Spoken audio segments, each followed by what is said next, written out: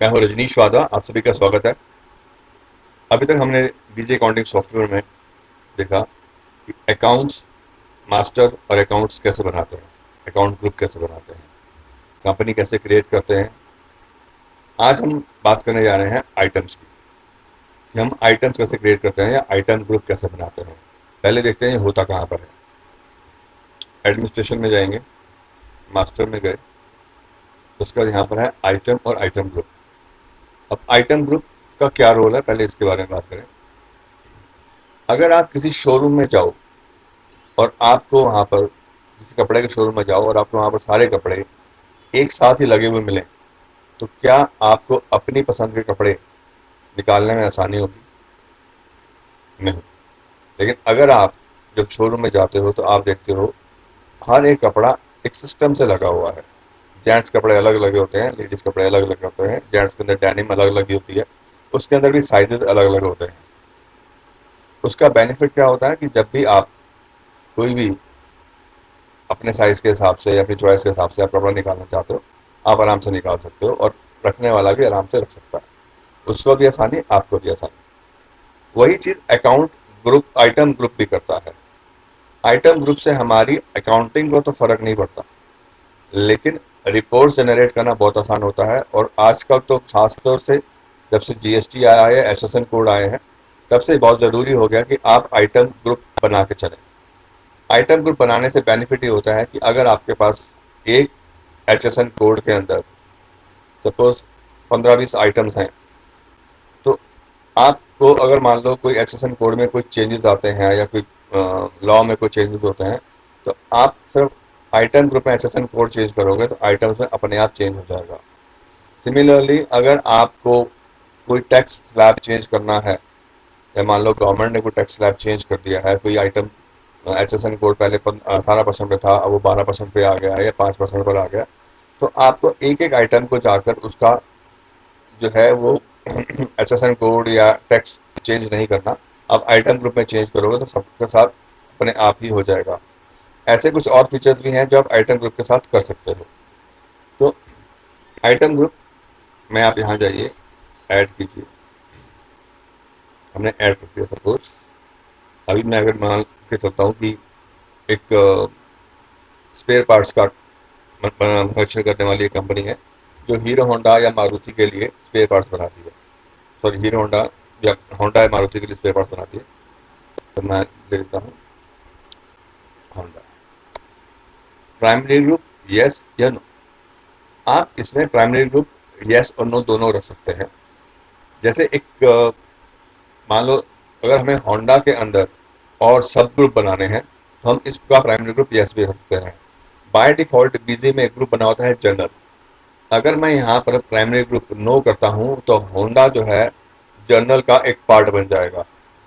और अगर मैं इसको यस करता हूँ प्राइमरी ग्रुप, तो जर्नल एक अलग कैटेगरी रहेगी और होंडा एक अलग कैटेगरी हो जाएगी।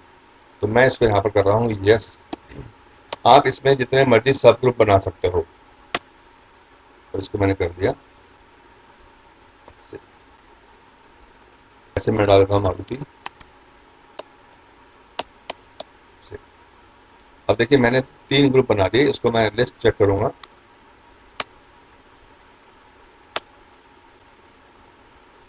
ये देखिए 3 ग्रुप है। अब अगर मुझे होंडा के अंदर कुछ और ग्रुप बनाने हैं, सपोज लाइट्स बनानी है या टेल लाइट बनानी है, तो मैं टेल लाइट का एक ग्रुप बना सकता हूँ जो कि होंडा के अंदर काम करेगा। मैं होंडा आइटम ग्रुप ऐड टी लाइट कर देता हूँ। Primary group no, under group Honda. Save कर दिया। ऐसे हेडलाइट ऐसे कर देते हैं। सेव कर दिया। हमने 3-4 ग्रुप बना दिए। अब देखिए इसको लिस्ट करेंगे। ये देखिए अब हेडलाइट जो है वो हमने प्राइमरी ग्रुप नहीं बनाया था, वो पार्ट हो गया होंडा का। इसी तरीके से टेल लाइट जो है वो हमने प्राइमरी ग्रुप नहीं बनाया था, और वो पार्ट है, वो भी होंडा का पार्ट है। अब इससे सिर्फ ये है कि कल को जब हमें रिपोर्ट चेक करनी है, तो हम होंडा की हेडलाइट पे क्लिक करेंगे तो की जो है स्टॉक वो सामने आ जाएगा। अब आप बात करते हैं आइटम की। इसको मॉडिफाई भी कर सकते हैं आप आइटम ग्रुप को। मान लो मैंने इसको जब ये हेडलाइट को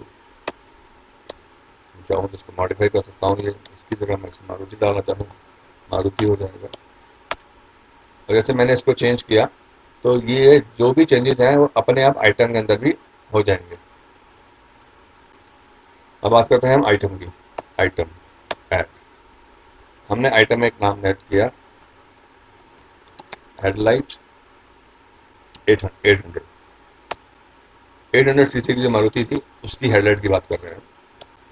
ग्रुप हेडलाइट, यूनिट पीसेस। ये यूनिट जो है ये चूज करना आप देखो, देखना है कि जिसके अंदर आपकी बिलिंग होनी है या आपके इनवॉइस जनरेट होने हैं वो आपके यूनिट आएंगे। यहाँ ध्यान रहे कि यूनिट जो है वो दो भी हो सकते हैं, एक भी हो सकता है।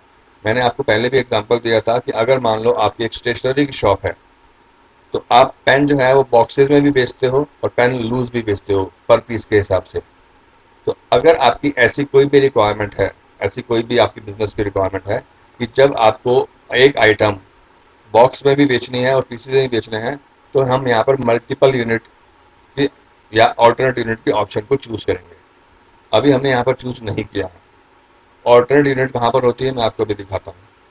हमने पीसीस लिया, यहाँ टेक्स्ट कैटेगरी डाल सकते हैं एच एस एन, हाँ मैं फिलहाल इसको नन कर रहा हूँ, एच एस एन कोड डाल सकते हैं। ये sale price, purchase price, MRP, ये अगर आप ये आपकी अपनी रिक्वायरमेंट है कि आपको यहाँ पर डालना है या नहीं डालना। अगर आप यहाँ पर नहीं भी डालते हो तो भी आप इसको, तो भी आप सेल इनवॉइस के अंदर या परचेज इनवॉइस के अंदर आप एंटर कर सकते हो। और अगर आप डालते हो तो भी सेल इनवॉइस और परचेज इनवॉइस में मॉडिफाई कर सकते हो।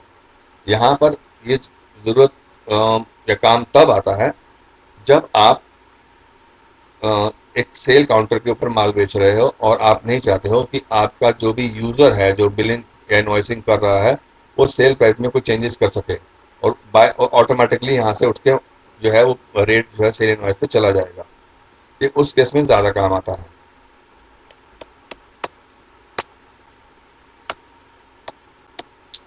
इसके अलावा हमें यहाँ पर कुछ खास करने की ज़रूरत नहीं है, क्रिटिकल लेवल की भी ज़रूरत नहीं है फिलहाल। नो कर देते हैं और इसको हम करते हैं सेव।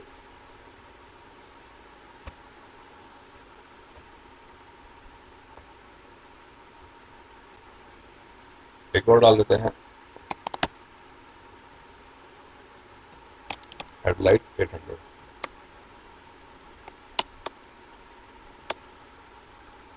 Sorry, headlight output.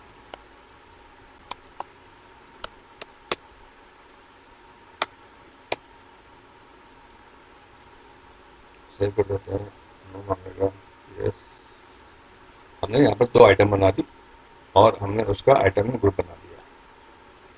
अब ये देखिए, हम इसको चेक करना चाहें तो लिस्ट किया, स्टैंडर्ड फॉर्मेट, ऑल आइटम्स, या यहाँ पर हमने direct group of item. Group of item में हमने चूज किया हेडलाइट। अब ये देखिए, जो हेडलाइट के अंदर हमने दो आइटम्स बनाई थी उसके बारे में आ गया। तो ये बेनिफिट होता है आपको आइटम ग्रुप बनाने का।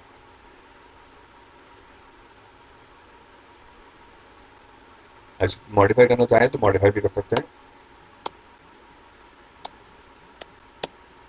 या अगर आपके पास कुछ ओपनिंग स्टॉक है तो ओपनिंग स्टॉक डाल सकते हैं।